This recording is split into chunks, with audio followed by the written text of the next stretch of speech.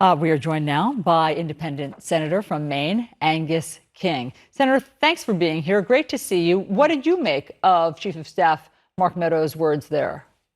Well, my first thought, Allison, was you remember, I don't know, 5 or 6 months ago, the president said, "This is war. I'm a wartime president." Yesterday was unconditional surrender.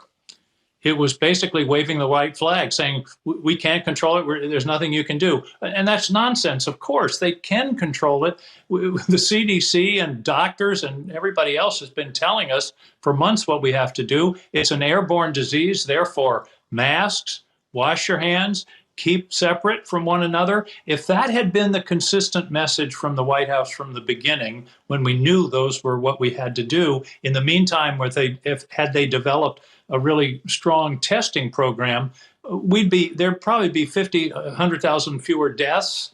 And we'd be looking like other countries that are having surges, but nothing like what we're having. And Right.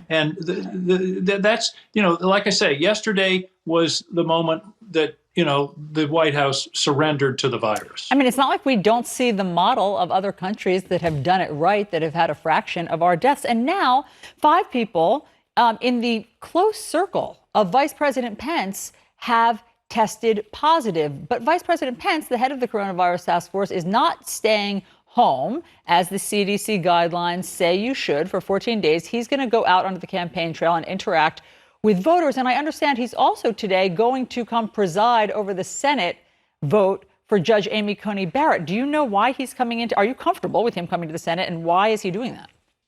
No, he shouldn't be coming, particularly when his chief of staff is tested positive.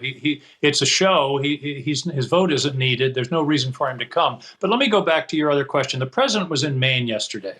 And Maine is a good example of how it can work. Our governor, Janet Mills, was very tough, took a huge amount of flack in terms of how we dealt with the pandemic. We had a very aggressive CDC commissioner. And here's the bottom line. And if the Trump folks had figured this out, they'd be a lot better shape right now.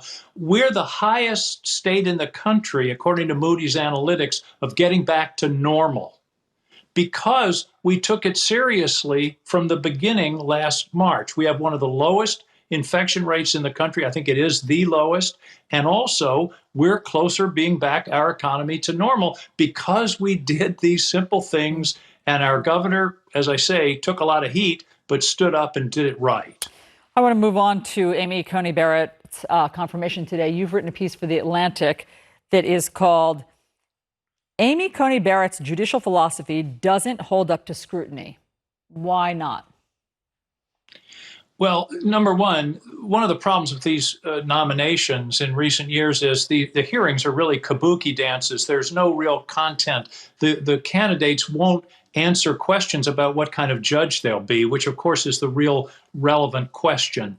But she has characterized herself as something called an originalist. And this is Justice Scalia, for whom she clerked, who she said was her mentor. This was a big deal for him. Originalism says this, Allison: if you have a question about what the Constitution means, there are only 2 places you can look to determine the answer to that question. One is the text itself, the words themselves. And secondly, what was in the minds of the people that wrote the Constitution, those 55 men in Philadelphia in 1787. That's it.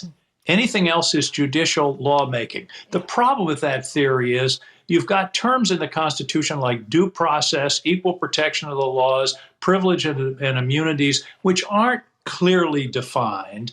And if we're frozen at what they said and thought in 1787, that doesn't allow us any room for ethical and moral and political growth. And that's really the problem with her philosophy. It's a narrow, crabbed view of what the federal government can do, and it's going to lead in some very dangerous directions, in my view, when you get to things like the Affordable Care Act. Okay. But let's talk about the EPA or doing something about climate change. Yeah. These folks want to strangle the federal government through the courts, and she's going to be one of the foot soldiers in that battle. So as a result of that, you and now Vice President Biden have both, I think, said virtually the same thing about adding seats to the court. Here's what you said: "I don't want to pack the court. I don't want to change the number. I don't want to have to do that. But if all of this rule breaking is taking place, What does the majority expect? What do they expect? It sounds like you're saying their bad behavior is going to make us do this. I mean, do two wrongs make a right? No, I don't think so. But let's put it in a little historic context. The size of the Supreme Court is not fixed in the Constitution. It's up to the Congress. It's changed 7 times over our history. And by the way, the Republicans who are clutching their pearls now about, oh, no, don't talk about packing the court. In 3 states, I can't remember, Arizona, Iowa, and I think one other, over the last 3 or 4 years, the Republicans have packed their courts. So, come on. The point I was making last night was that the Republicans have broken the rules of the Judiciary Committee. They've broken historic precedent by doing this nomination. It'll be done 8 days before an election when they wouldn't do Merrick Garland 8 months before the election. And so what I said, there's this cycle, and I don't think two wrongs make a right, but I don't understand how they can be so wrought up about this if they're willing to break all the rules and then they act surprised that the folks on the other side, and by the way, to change the size of the court is not breaking a rule. As I mentioned, it's happened 7 times in our history. Senator Angus King, we appreciate you being on with us this morning. We will see you very soon. Indeed. Thanks, Allison. Thank you, John.